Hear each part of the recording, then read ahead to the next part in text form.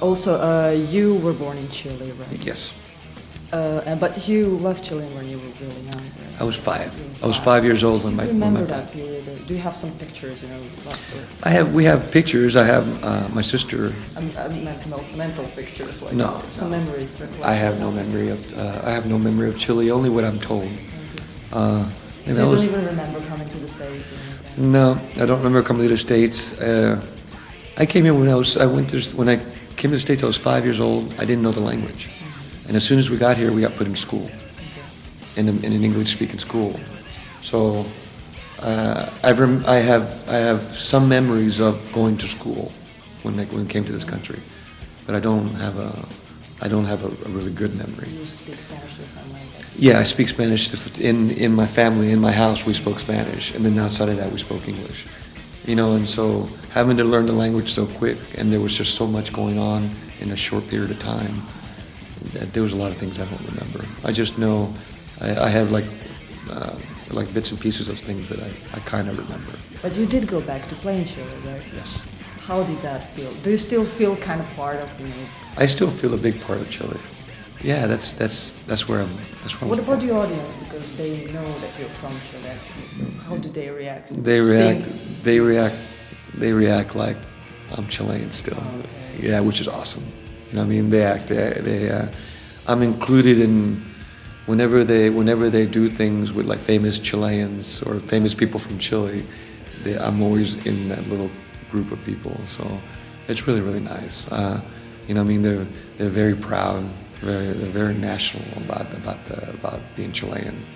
So I'm proud of that. So when we did the Big Four, the very first show in Big Four, that Chile was in the World Cup, I wore my red shirt. It was rojo.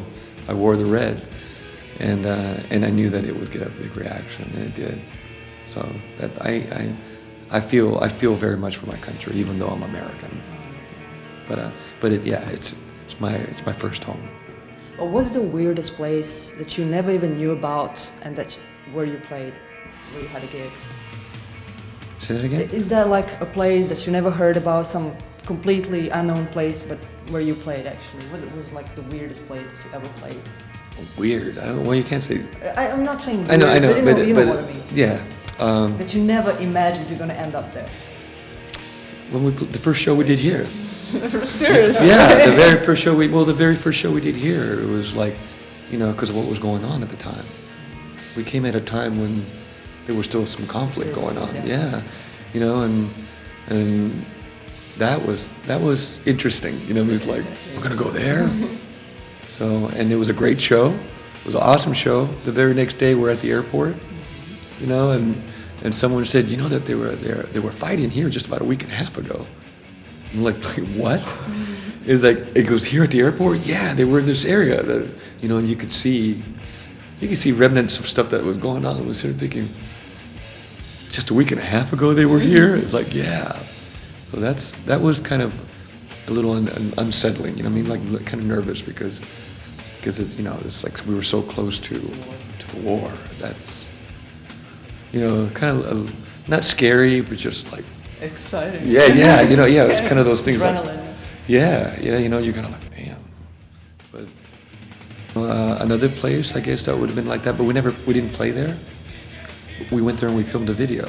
It was in Egypt, in Cairo. That was another place that, of all places, Slayer in Cairo in Egypt, Muslim country. You know what I mean? It's like, but so that was really cool. But I think that's it. Another place was in Singapore. We played in Singapore, and they gave us a list of songs we couldn't play. Yeah, because they're censoring. Yeah, they said they wanted to censor our thing, so they said, you can't play these songs. And then we're like, well, that's all our songs. What do you want us to play? This is what we do. You can't, Censor it all. Yeah, they were censoring all our songs, and we were like, so we went ahead and did it anyways. And they had the religious police listening and watching, making sure we didn't say anything bad, making sure that we didn't cause any trouble. There's some strange places out there. And is that still some place on the earth that you still didn't conquer, but you would like to? Some place that you would like to play? Wow. Is there any country that you dream of? Oh, I'm sure there's a lot of countries. There's a lot of countries we haven't played. We played the ones that yeah, there's a lot of countries we haven't played. One of them would be Antarctic. That's a continent. That's not a country. No, we were supposed to do. They were trying to set up a show in India, but they don't allow us to go into India.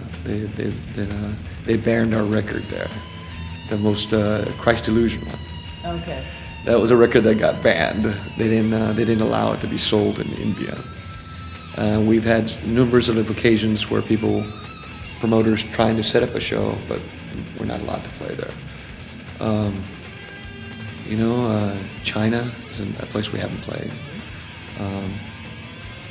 Let's see, where else?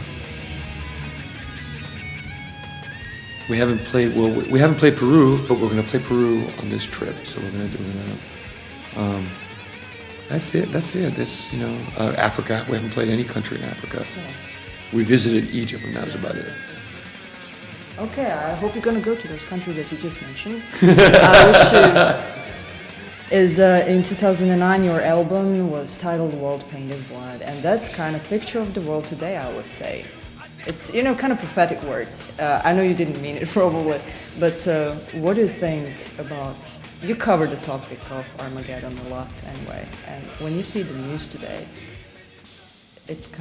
your albums are about that, If you go back and look at all our albums, Yeah, I know. all our albums seem to evolve and represent a time, and it's before a record comes out, then all of a sudden all this starts going on.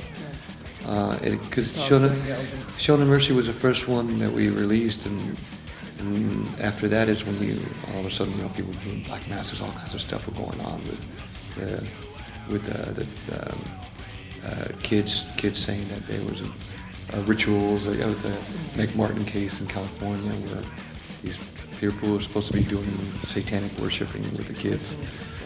Yeah, and then the biggest one though, the one where really is when I took notice was on God Hates Us All. God Hates Us All, we did a record store signing at midnight when the record was released on 9/11. No way. Yeah. We did so at midnight, we did a record release party the evening before. And then we went to this record store at midnight, on 9/11 midnight, to do a record signing. So we signed their release, our record was released that evening.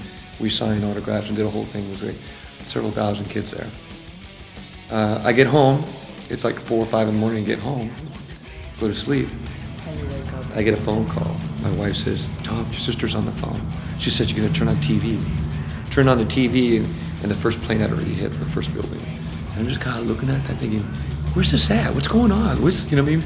And then I'm sitting there watching it. Goes, "Is this?" And all of a sudden, you see the second plane hit it. I'm like, "This is happening now." And then and on the very bottom, it was the World Trade Center. I wasn't making the connection, but God Hates Us All came out on 9/11. And that was the one. That's what made me sit there and think about that album, and then you think about how all the stuff that was written in the album, and then it made me think about all the other albums at the times that they came out. And how it seemed to carry on, and how they seemed to represent what's going on at that moment. And then the same with this new album, the Christ Illusion. That was a whole bit. Everybody wanted to know where Jesus was from. That's what came. Yeah, it was like on Discovery Channel. It was like with the true Jesus. Was there really a Jesus at the time of Rome and all that? So they went back in history and records and looked for a man named Jesus, see if he was on trial by. They wanted to see if this person really existed. And Christ's Illusion had come out, and all of a sudden that kind of stuff was going on. And our whole world thing would go on. Yeah, and then now, yeah. Well, thank you for that. Yeah, and the record came out 2 years ago. Yeah. And it's going on now. And then another thing that I can't help but think is like the big four. The Four Horsemen. Yeah, Anthrax is pestilence. That's one of the writers brought disease and pestilence. It's the name of the band's Anthrax. You know what I mean? You can make a connection with those four bands. The I four never thought horsemen. about it, really. You know what I mean? Now that you say it. And then all of a sudden, you know, they're like, hey, they like to do the big four. And I'm like, here we go. Four horsemen ride. See you in hell. This is Tom Araya, Slayer, and you're watching Metal Eye on ZAGREB 1.